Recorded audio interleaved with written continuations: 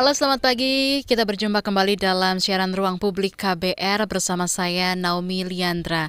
Dan pagi hari ini tema yang kita angkat adalah KUHP baru, jaminan kebebasan beragama dan berkeyakinan jadi lebih baik. Siaran pagi hari ini seperti biasa bisa Anda simak di 100 radio jaringan KBR dari Aceh sampai Papua. Dan untuk Anda yang berada di wilayah Jakarta bisa langsung mendengarkan melalui siaran radio di 104,2 MS3 FM. Untuk Anda yang berada di luar wilayah Jakarta, Anda bisa langsung dengarkan melalui streaming di kbr.id ataupun juga bisa melalui channel YouTube Berita KBR. Kami juga mengundang Anda untuk ikut berpartisipasi memberikan komentar, pendapat dan juga pertanyaan Anda. Silakan bisa di telepon bebas pulsa KBR 0800 2457 893. WhatsApp juga bisa di 0812 118 8181 atau bisa langsung komentar di channel YouTube Berita KBR. Saudara, KUHP baru yang diundangkan pada Januari 2023 akan diterapkan pada 2026. Dan sejak jauh hari juga masyarakat serta berbagai organisasi sipil khawatir kehadiran KUHP baru ini bakal mempengaruhi kebebasan beragama dan berkeyakinan. Walaupun begitu, pemerintah juga mengklaim delik keagamaan dalam KUHP yang baru sudah diatur dengan formulasi yang jauh lebih baik. Salah satunya dengan menghapus istilah penodaan agama yang sebelumnya sempat termuat dalam pasal 156A. Lalu bagaimana dengan pasal-pasal lainnya yang mengatur delik keagamaan dan apakah bisa memberi perlindungan juga pada kelompok minoritas? Bagaimana menutup celah penyalahgunaan aturan ini di kemudian hari? Kita akan bahas bersama-sama soal ini bersama dengan Ainun Jamilah, inisiator Cadar Garis Lucu, kemudian juga Romo Andreazu, pegiat media sosial Katolik Garis Lucu, dan Arsil, peneliti senior di Lembaga Kajian dan Advokasi Independensi Peradilan LAIP. Selamat pagi Pak Arsil, Romo Andreas dan juga Mbak Ainun. Selamat pagi. Selamat pagi. Selamat pagi. Selamat pagi, terima kasih sudah hadir di Ruang Publik KBR pagi hari ini ya. Ada Pak Arsil, kemudian juga ada Romo Andreas dan juga Mbak Ainun. Yang pertama mungkin dari Pak Arsil terlebih dahulu ya.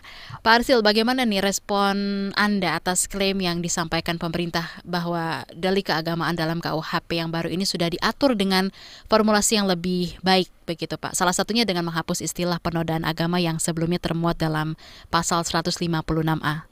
Silakan Pak Arsil. Oke, ya, terima kasih. Selamat pagi semua. Ya, terkait dengan pasal 300 atau revisi KUHP yang baru ini mengatur soal dalam tanda kutip penodaan agama atau tindak pidana terkait dengan agama, memang terdapat progres lah ya gitu ya.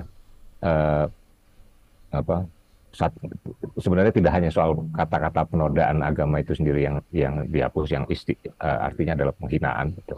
Tapi secara keseluruhan rumusan ini lebih mendekati pada hate crimes dibanding blasphemy. Kira-kira seperti itu ya kalau menurut saya. Jadi kalau kita lihat baca pasalnya, mungkin saya sedikit bacakan gitu ya.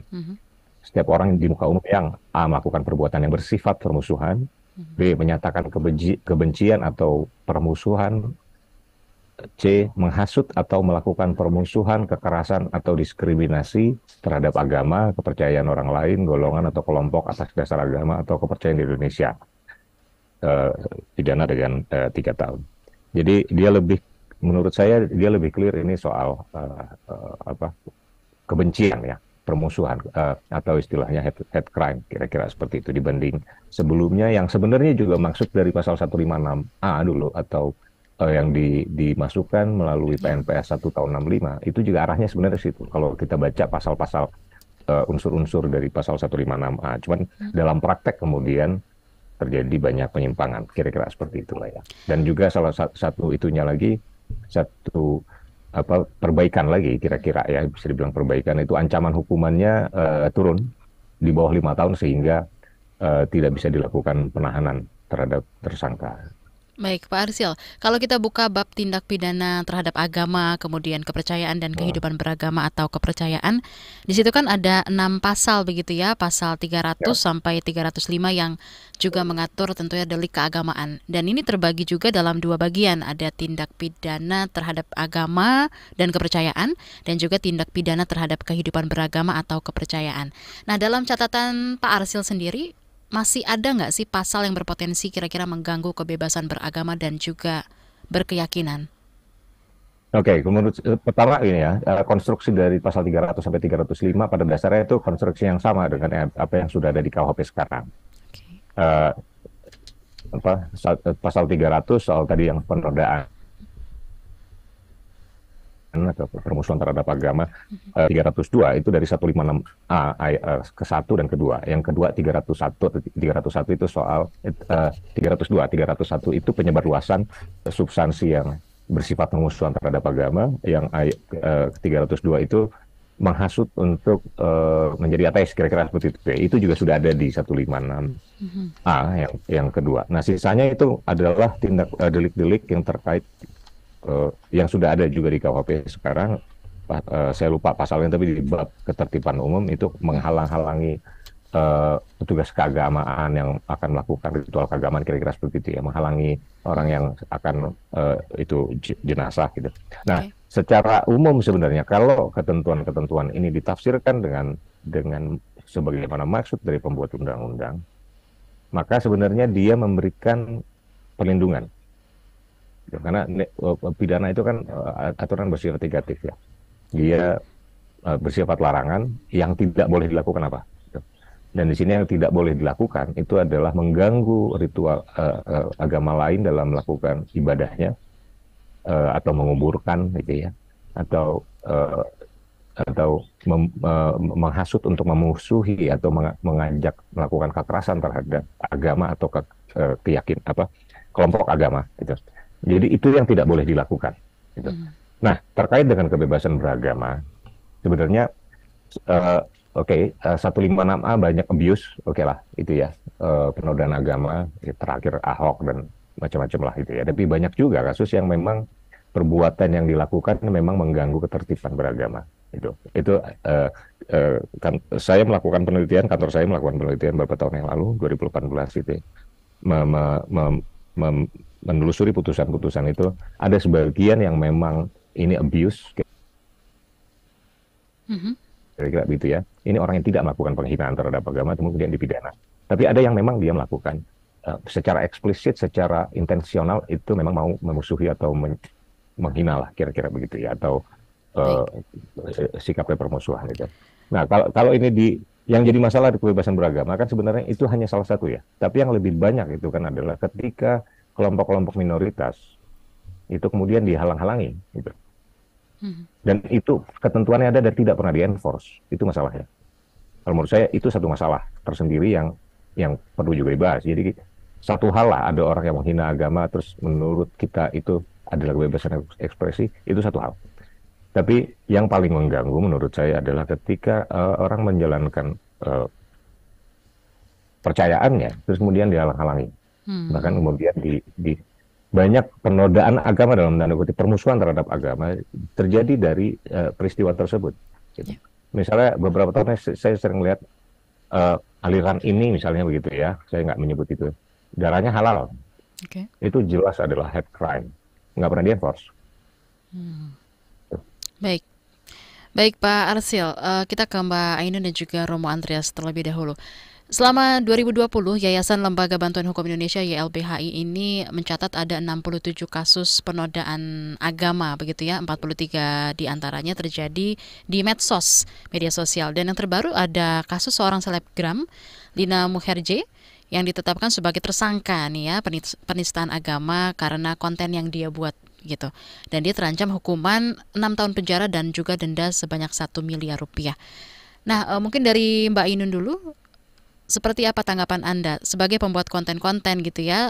Seperti apa Mbak Ainun melihat kerentanan masyarakat termasuk pembuat konten ini dikenakan pasal penodaan agama nih Mbak, baik dengan KUHP dan juga aturan lainnya? Iya, terima kasih. menanggapi kasus ini sebenarnya kami di Cadar Garis Lucu juga punya rules tersendiri dalam membuat konten seperti itu. Lebih kepada karena kami bermain di dalam narasi permainan kata dan opini-opini yang kami sampaikan, memang kami juga cukup ketat di sana. Tetapi bahwa keketatan ini tidak bisa kemudian mengurung kami untuk kebebasan kami dalam mengekspresikan apa yang kami pikirkan gitu.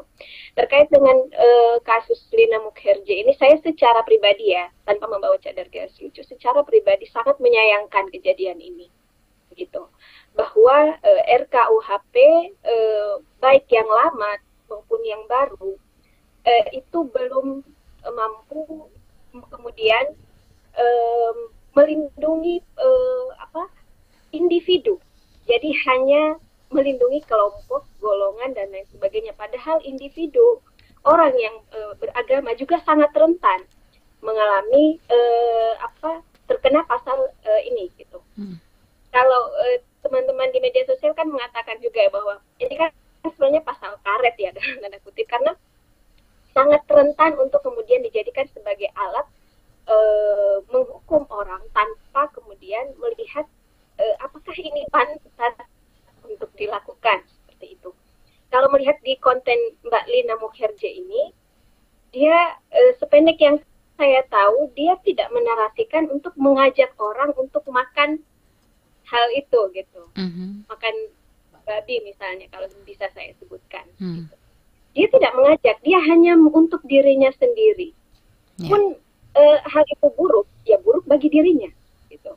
Sehingga tidak ada bahwa dia mengkampanyekan bahwa semua muslim bisa makan ini, makan. Kita sebenarnya, saya pribadi di Instagram saya sendiri itu juga rancu kemudian melihat netizen kita. Ketika kita kemudian memposting atau mengupload, dan saya selalu mengutip, ini adalah pandangan pribadi saya. Saya tidak pernah mempengaruhi atau mengajak atau apapun itu. Tetapi sebagai netizen itu ketika kita mengupload, dia menganggap bahwa itu adalah sebuah ajakan. Gitu. Jadi mungkin ini yang di pasal penodaan agama atau kemudian di RKUHP yang baru akan diriliskan di 2025. Saya ingin menitipkan bahwa perlindungan terhadap individu beragama itu juga jauh lebih penting daripada melindungi kelompok misalnya. Mungkin itu. Baik Mbak Ainun, terima kasih dari Cadar Garis Lucu. Sekarang kita tanya ke Romo Andreas. Kalau dari Anda seperti apa, Romo? Bagaimana nih melihat orang-orang yang dikenakan penodaan agama karena kontennya di media sosial, Romo? Ya, masih termute, Romo? Iya. Ya, terima kasih. Silakan, Selamat Romo. pagi, Mbak. Satu hal yang katakanlah sering menjadi semacam bahasa umum kalau bagi pembuat konten itu biasanya kebablasan gitu ya, atau lompat pagar gitu ya. Itu sering kali jadi kayak menjadi warning bagi teman-teman yang sering bergiat di medsos. Yang pertama harus diketahui, saya bukan admin Katolik Garis Lucu gitu ya, hanya teman curhat, teman sharing gitu. Yang kedua, kaitannya dengan kebebasan beragama, tidak pidana terhadap agama dan kepercayaan, saya pikir saya setuju dengan apa yang disampaikan oleh Bapak Arsil tadi ya. Yang kita lihat itu, yang kita upayakan adalah kebebasan untuk memeluk agama dan juga menjalankan gitu ya. Dan saya pikir kasus yang terakhir ya persis yang disampaikan tadi ya, Cadar Mbak Ainun lucu ya, Mbak Ainun ya. Cadar Garis Lucu, Romo. Cadar Garis Lucu ya. Saya pikir serupa ya. Jadi perlindungan terhadap individu bagi kami lebih kuat daripada perlindungan terhadap dalam tanda kutip agama atau kepercayaan gitu ya. Maka nanti di KUHP yang baru memang ada usulan bagaimana perlindungan terhadap agama dan kepercayaan itu di pasal yang disampaikan itu dihilangkan, tetapi lebih ke perlindungan terhadap individunya itu.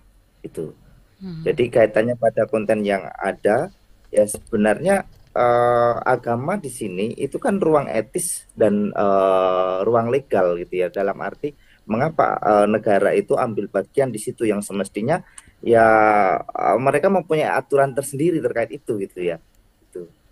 Itu sementara itu dulu Mbak Naomi. Baik, baik Romo Andreas dan juga Mbak Ainun dan juga Pak Arsil. Nanti kita akan kembali lanjutkan perbincangan kita. Namun untuk Anda juga pendengar yang ingin ikut memberikan komentar Anda ataupun juga pendapat atau bahkan mungkin pertanyaan Anda, silakan Anda bisa pergunakan telepon bebas pulsa KBR di 0800 2457 893. WhatsApp juga bisa di 0812 118 8181 ataupun juga bisa langsung berkomentar di channel YouTube Berita KBR dengan tema kita di ruang publik kali ini yaitu KUHP baru, jamin kebebasan beragama dan berkeyakinan jadi lebih baikkah?